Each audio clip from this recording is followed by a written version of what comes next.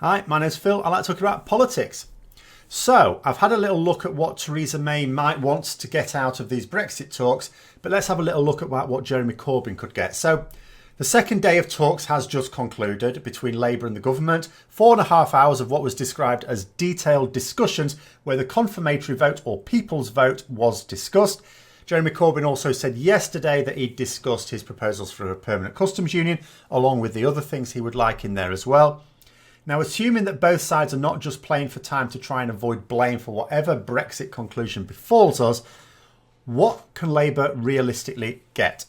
Now, the people's vote would be the main prize for the majority of Labour MPs, Labour members and Labour voters. All three groups are strongly Remain. But there are difficulties with this as well. Jeremy Corbyn is a lifelong Eurosceptic who would have us believe that he suddenly saw the light 3 years ago when he was made to pretend to be a Remainer. There are also about 1 in 9 Labour MPs who feel that their seat might be under threat if Labour or they themselves support any action that doesn't lead us out of the EU. These are the ones who have been voting against a people's vote so far. Some of them are personally Eurosceptic as well.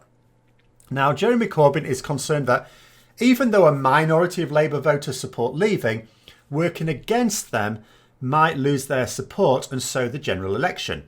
He doesn't seem overly concerned with the much larger number of Remain supporting Labour voters who might equally desert the party that will have deserted them, their jobs and their communities. He's also not really thinking about the fact that Labour may attract an awful lot of Remain supporters who either voted Conservative last time or didn't vote at all but might like to get behind a party that supports Remain in a general election. But never mind that. The other thing is that Theresa May has even bigger obstacles to agreeing with this as well. Although senior MPs such as Philip Hammond are openly suggesting that a confirmatory vote would not be a bad option, I think he's probably in the minority within his cabinet and certainly his party. If you saw the barely controlled fury of the hardline Brexiteers in Parliament yesterday when they weren't getting their own way, imagine how they would react if Theresa May offered to amend her withdrawal agreement with a confirmatory public vote. To say they'd hit the roof would be an understatement. And who knows what damage that might do to the building. They've already had to suspend business in the House today because a water leak was making so much noise people couldn't be heard.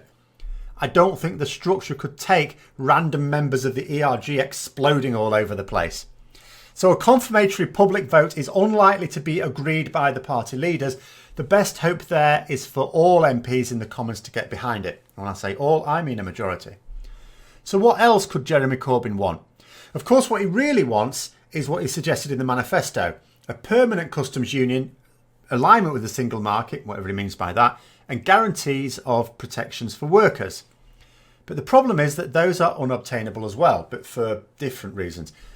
Not only would the hardline Brexiteers within the Conservative Party hit the roof, but whoever replaces Theresa May, much more importantly, for what would be the transition period negotiations if the deal goes through, can just remove them.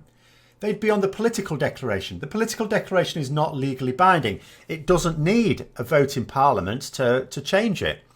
So it's not legally binding. Parliament doesn't have to vote. The Prime Minister has the executive power to just ignore it. And that's what would happen.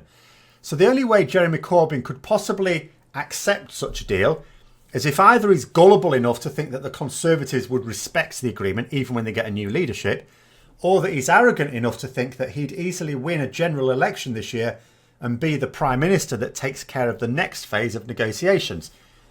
Even I don't think he's that stupid or reckless, which leaves nothing at all. And that's the thing, no matter how I try and twist and turn this in my head, I see no possible outcome for this. And it just leads me to the conclusion that surely on both sides, this is entirely about avoiding blame for Brexit, making out that they're doing their very best to deliver it, or at the very least avoid no deal. But beyond that, there's no way they can come to an agreement, surely. So those are my thoughts anyway. Let me know what yours are below. Hope you enjoyed the video. If you did, don't forget to click the like button, subscribe for further content, click the bell notification as well. Until next time, I'll see you later.